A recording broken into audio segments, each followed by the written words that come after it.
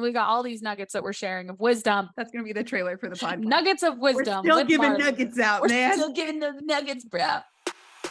I'm Rachel Cottam, and this is the Allies at Work podcast. Here, you'll discover bite-sized tactics that you can start using today to improve gender equity in your workplace, home, and community.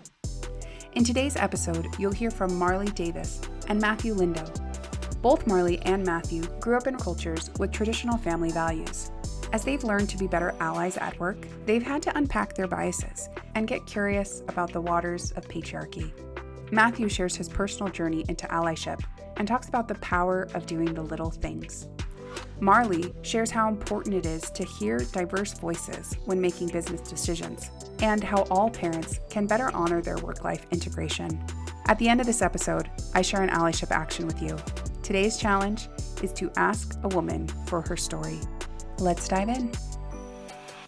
When my kid is sick at school, the office always calls me first, even though my husband is listed as the stay-at-home parent. When a couple introduces themselves to us at the park, they typically start by asking my husband, "What do you do for work?" When I interview for new jobs, I make it a point of sharing that I am the sole breadwinner for my family, so that no one assumes that my pay is ancillary. Unconscious biases like these are common in patriarchal societies and play on traditional gender roles. While we have made progress, we're still more likely to assume a doctor is male and a nurse is female. The US is yet to see a woman president, and CEOs were more likely to be named John than to be female until 2023. You can't undo centuries of inequity overnight, but as we strive to be better allies at work, we can notice and name the water we're swimming in. I once heard the patriarchy compared to a lazy river. You know, those circular pools at water parks or rec centers where the water flows slowly, like a river. For men and women who conform to traditional gender roles, the current gently pulls you along. You hardly notice that you're moving. But when you try to break out of tradition and swim against the current, suddenly you realize how much force is pushing against you. Matthew Lindow, software engineer and ally in training, grew up in the same religious culture as I did, with a clear breakdown of gender roles. We were both swimming in that lazy river. Matthew started commenting on my LinkedIn posts about male allyship, and we quickly connected on the stereotypes and gender expectations that were so deeply ingrained in us. As I've watched Matthew's journey, he's gotten better at catching his own unconscious bias while reading Amazon reviews for video games, during his wife's labor, and even while playing a game of catchphrase. Matthew has also done the real work, taking courses on male allyship, reading books like Decentering Whiteness in the Workplace, and speaking up in vulnerable ways. Like all of us who choose to engage in the work of allyship, I think Matthew would be the first to say that he doesn't always get it right, but his effort is sincere. Here's a little bit of Matthew's allyship journey in his own words. It might not start the way you'd expect, but the lessons learned apply to everyone who wants to create more inclusion and less division. My journey as an ally to women and other marginalized groups really began and can be contributed in large part to those in my life who are part of the LGBTQ community. When I was growing up, I found out that my brother was transgender and began to transition. And at about that time, other people in my life, like friends or roommates, came out as gay. And it became really important to me to learn about their stories, to find out why things were changing and how they were changing. And I wanted to be a part of it and to understand what was going on. And so I would do it more formally. I would ask them to go out to lunch with me or to go on a walk and to tell me their story. I just wanted to listen. And as I listened to these stories, it started to open up my mind and my heart to the idea of being an ally to people and what that meant. Flash forward a few years, and I was scrolling through Netflix, and I found a documentary called This Changes Everything, which was about women in Hollywood and the movie industry. And I watched it, and I remember sitting there thinking at the end, wow, is it really this bad? And that began this journey of me reading a book called Women in Data and learning about lots of areas of life that women are affected by male biases. And that eventually led me to wanting to do more than just educate myself, but get involved. And I found out about a community, an organization called Tech Moms in Utah that helps women get into the tech industry. And I started volunteering there and being involved in becoming an ally to more and more women. And it started this growth that's continued to today. Some of the things I've learned along the way that have really stuck with me or surprised me. One is best summarized by a quote by another movie called The Marriage Story. And I'll paraphrase it here. They said, "Society will condemn the struggling mother and praise the striving father." And I think that's so true, that women do so much of the invisible work and the caretaker work in homes and in our communities. And we condemn them so quickly in their careers and at home for not living up to some standard that we've established. But men who, when they're involved in their families, we're so quick to praise them for being such a good dad, for going to the soccer game or picking up their kid at school. And I think that creates this bias when we uphold that standard. Another one that I'm still working on today is what traditional gender roles mean. I was raised that women nurture and that men provide in families. And I'm trying to rethink and relearn what that really means and what that looks like. For me, I think we've attributed nurturing to a lot of invisible work, like doing the dishes, doing laundry, making beds, making lunches. And I think that's not really what nurturing means. And we've attributed providing to simply, going to work and earning money and putting food on the table. But what if it's more than that? What if it's providing an emotionally safe environment, or providing that food by making the meal, or providing a clean home, things like that. So those are some learnings that have really impacted me along the way. And finally, some advice I would give to anyone looking to begin their journey of allyship as a man for women, or any other group for that matter, it would be to start educating yourself. We live in a time where it's so available and sometimes free. There are many podcasts out there, YouTube channels, books, ebooks, all kinds of resources available to us, influencers posting about this topic, engaging in discussions, and it's really never been easier, I think, to educate ourselves and to take initiative. And the second one I would say is also practice at home. Don't try to make this big leap to being a better ally at work. That can feel daunting and scary and intimidating for many reasons. And I would say just start at home. Start small. Start with your friends, your roommates, your kids, your partners. And know that change is small, 1% at a time. Don't make big leaps. Just do little things. And I think that's the best advice I could give for someone who's looking to start their journey of allyship. I'm so grateful for Matthew's sincerity and vulnerability. He came to learn from a lot of people close to him how traditional gender roles might not serve everyone. For many of us, it takes hearing and believing another person's story to understand just how critical allyship can be. Our next guest strikes a slightly different tone, but like Matthew, she's found herself swimming in the lazy river of patriarchy and has had to learn how to swim against the current. Marley Davis is a director of operations, a total baddie, and she's also my sister. I asked her to record this podcast episode with me and gave her very little context into what we'd be talking about.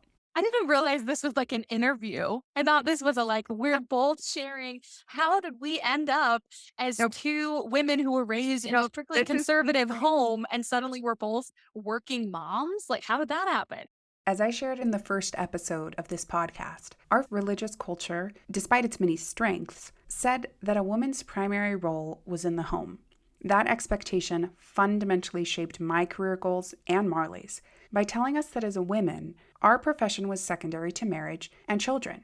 While our journeys look a bit different, Marley and I have both had to step out of traditional gender roles and step in to our own potential. I went to BYU for my undergraduate, was one of those girls that if you've been to BYU, you know what they call the MRS degree, AKA you got married and you're like, well, shoot, I need to graduate now. Like you, I got a degree in teaching because I thought I've got to be a mom first. So my career choice is secondary to my role as a wife and a stay-at-home mother. I do think it's interesting, speaking with you, who you are also a working mom, but you and I have very different family situations. And yet we both have felt not only the desire to work, but the compulsion to work, that we need to make money for our families. I am a single mom. I have a 4-year-old daughter who I am the sole provider and caretaker. I don't have a co parent, it's fully just me. And yet I have felt that same desire and compulsion that you, as a working mother with a devoted partner with 3 children, that you guys have been in this long-term committed marital relationship, completely different family structure, but we both are still full-time working career women with aspirations. So I don't know. For me, the shift was to a degree compulsory, but I guess every woman finds that. It's just coming from a more traditional background. I will say that I probably have had to deal with less pushback from people being surprised that I am a working mom, because I get to fall back on the fact that, oh, I'm single, and people say, oh, well, she had to work, right? Mhm. And that's its own struggle. But I don't know. I really think that every woman has to overcome that obstacle of like, no, I want to be here. I am choosing to be here, but I also need to be here. But again, I come from the single mom background of it, which is, to all you single moms out there, I get it. We're on the same team. I do want to make sure we spend a little bit of time talking about tactics for allies. Sometimes I think people with the best intentions are actively trying to unpack their biases, but they can't always see them. Since we are primarily working mothers first, is Yeah. there a bias that you could help allies to kind of be more aware of that you feel like you have faced repeatedly in the workplace? I wouldn't necessarily say that I have experienced so much as a bias, as much as it is a lack of information or of Mm. perspective. So I heard an example once. I was at a convention and someone was giving a diversity panel, and they were talking about how they were put on this small group to create it's like the team building activity of the year for the entire corporation. So it was like 250 employees. They were going to plan the big event and the big activity. And it was a bunch of guys who were like in their 20s. And so they planned this activity. They're like, we think this will be fun. We think this is a good location. We think this is a convenient time. All these things, put it together, presented it to the CEO, said, we're good to go. It's in like 3 weeks' time. Let's do this. And the CEO saw it. And the very first thing he thought of was, guys, that's during spring break. And none of these people had any kids. And so they weren't aware of the fact that it was spring break and suddenly parents were going to be without childcare or possibly be on trips, that it was just an inconvenient timing. And this is a very small, very specific example, right? Where it doesn't mean that these people were completely offensive or so rude or so discriminatory. They were just operating from a lack of information. And not having that information limited their ability to make the best choice. They did the best that they could, and there's nothing wrong with the product that they delivered, but it could have been better if they had heard more voices. And so I love the RBG, Ruth Bader Ginsburg quote that she says, women belong in all places where decisions are being made. And like you said, our niche, we are working moms, so that's what we can speak to. And that's the perspective that I can offer that maybe other people in my office don't have. And that doesn't make me more qualified. It doesn't make me more intelligent. It just means that I can offer a differing perspective. So that's where it's not so much, at least in my experience. I know there are many women that have experienced direct bias and prejudice and discrimination and harassment. Yes. I am fortunate that that has not been my experience. However, that does not mean that I cannot still provide value. And yeah, I'm sure there's been moments where I've been discriminated against. I mean, yeah, there's been moments where it's like, okay, that was an inappropriate comment. Oh, you definitely shouldn't have said that to me. But I choose not to dwell on those. And instead, I try to focus on like, what value can I add here? And to say, hey, guys, maybe you hadn't thought about this. Or, well, from my perspective, I think we should consider this as maybe a better option. And I try to lead with like, I am a mother, therefore I know everything. Because I think that sometimes, especially husbands or fathers, can feel that from women that, like, I Mm. am a mother, therefore my perspective is more valuable than a father. And I would never presume that. But I do think that me uniquely being a single mother who does not have a co parent, who is solely responsible for the financial and the childcare, the responsibilities of being a parent, as well as being a functioning adult responsible for myself, I have interesting perspectives. So I guess that's the one thing that I think that people could improve their businesses, could improve the services that they're offering, the product that they're offering if they just tried to hear more perspectives and to make sure that they have all of the information needed to make the best choice. Yes. And I love that story that you shared because it shines a light on the need to have different voices in the room. And the one thing that voice may say is, hey guys, that's during spring break, but that will help everyone in the room make a better decision. And Yeah. you're right. Sometimes the biases aren't so thick and so difficult to wade through, but it's as simple as just being able to hear the information that you need. I love that so much. But let's be honest, it means that we have to be in the room. And I'm really fortunate. I work at a pretty small local company. We're about 16, 17 employees. And so I get to be on the leadership team. I get to be in the weekly meeting where we discuss issues at the company, where we get to formulate our strategy, where we get to adjust our offerings and our contracts and everything that we do. So I get to be in that room and provide my perspective. And not every woman or every employee has that ability. And so, as much as possible for business owners or for leaders, make sure that you're giving the people on your team an opportunity to say, hey, I'm not available that day. My kid's on spring break, so I'm going to be out of town. Or actually, I need to pick up my kid from daycare by 5:30. So I understand that this meeting is supposed to go until 5:15, but I really need to leave at 5 o'clock.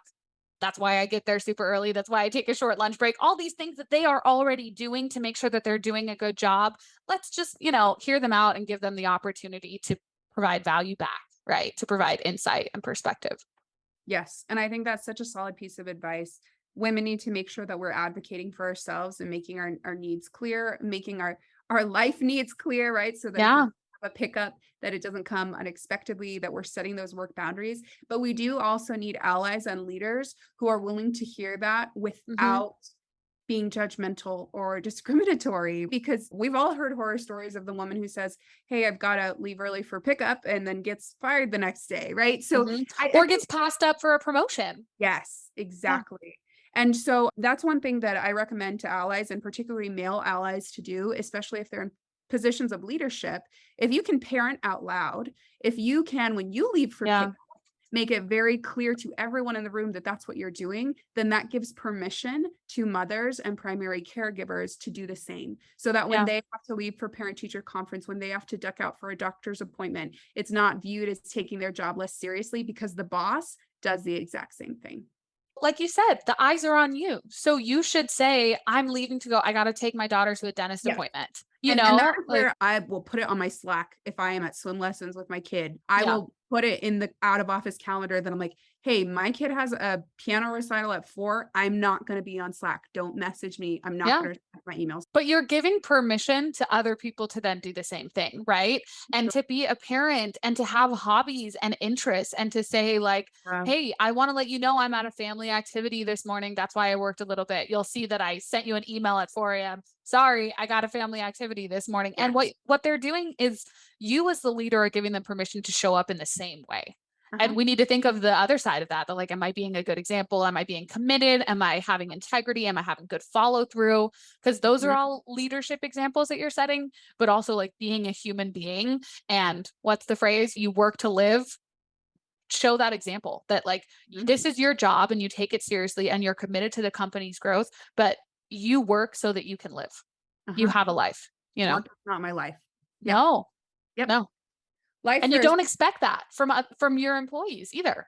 Like, no, and I'll call them on it too. Like I have somebody who logged into a call this morning and he's got a screen off because he's sick. And I'm like, go to bed. Like we are not curing cancer here. You can take nah. a day off. It's okay. So But hey, anyway, you've got a committed team. That's great. I mean, I appreciate their commitment, but how great that you now get to come as a leader and say, hey, I value you and I see that you're putting in effort. I appreciate that for your sake and for the team's sake. Go rest up. We'll yeah. hear back from you tomorrow. I do think it's interesting because, like I said, I have this unique perspective and experience of being the sole financial provider for my little family, my 1.5 people family. So people respect that. I think Yeah. because they understand that I carry that weight, but you deserve that exact same respect, even though you have a co-parent. And even though your kids are already, a lot of them are already in school because they're older, you deserve that exact same respect and that value that, just because you have to leave for pickup, they should respect that just as much as they do with me. Whereas, yes, I don't have a husband I can call to say, hey, sorry, my meeting's running late. Can you go pick her up instead of me? But you should be able to make that same call, because I don't think it's reasonable for any owner of a company, any CEO, any leader to expect their employees to live to work, not work to live. We Mhm. understand that, like, your life and your family and your connections need to be the most important thing in your life. And yes, I can still be a good employee and I can still show up and I still deserve to be compensated for that. But Mhm. ultimately, I am going to live my life and do what I can to be a great employee when I'm here and when I'm clocked in and when I am providing service to you. But otherwise, you need to respect the fact that I have a life and that you have a life. Even though you're not a single mom, you still have children and a husband and yourself who you need to show up for. Yeah, and male parents need to be given that same right as well, right? Yes. So Yeah. that if a dad stands up and says, "Hey, I'm leaving for a piano recital," he doesn't get teased or harassed by the bros in his Oh, office, yeah. but that he gets the permission to do that, to be a parent first. And I do think that shift is still coming. I Yeah. think a huge generational shift where you see even like 30, 40 years ago that primary providers, often men in a nuclear family, were expected Yeah. to work. Okay, now I'm getting it back. To sacrifice, they were expected to sacrifice their life for their career.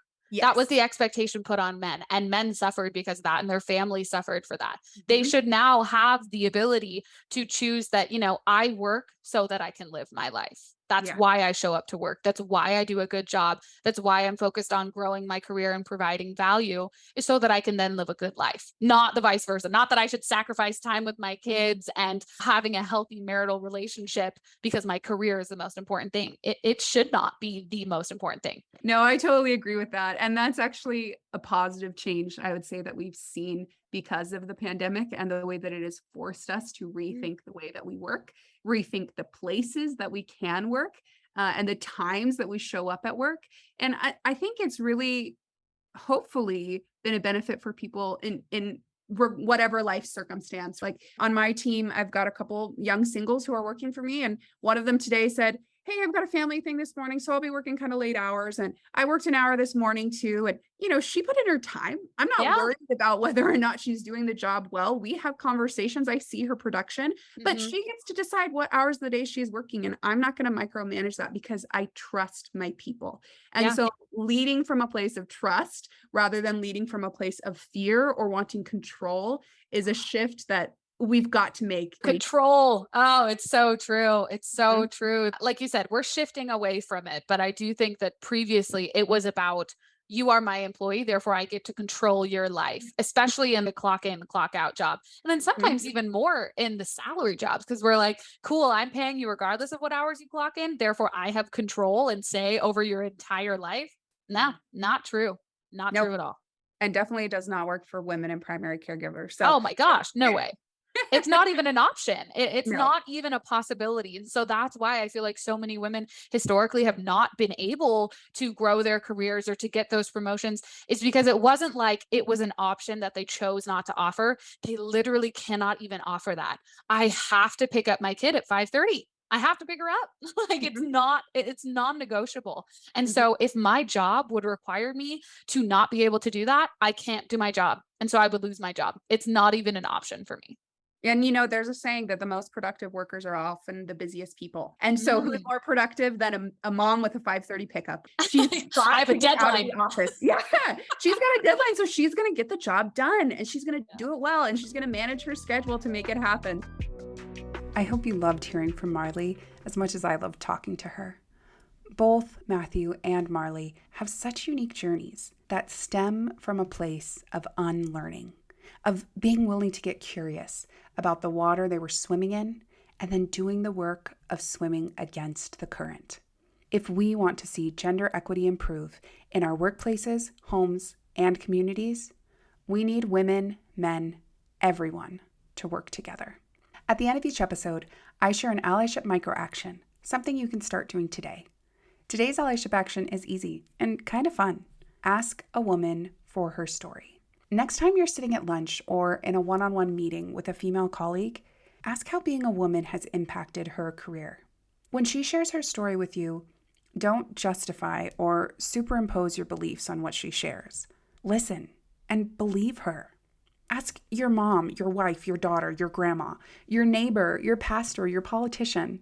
Even if the woman is retired or a stay-at-home parent, the question still applies. How has being a woman impacted your career choices?